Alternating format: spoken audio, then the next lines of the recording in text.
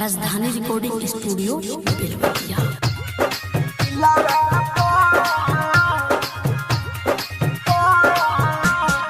DJ Kanchan राज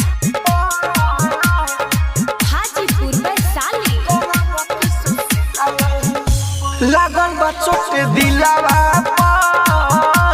करब के ससिलावा लागल बच्चों के दिलावा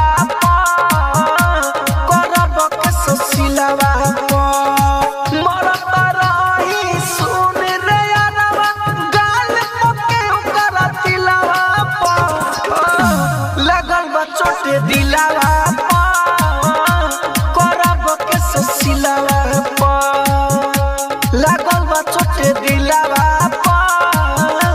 करब के ससिलावा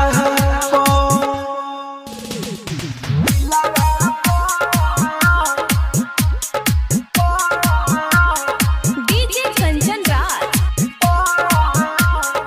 हाजीपुर वैशाली। सुतिया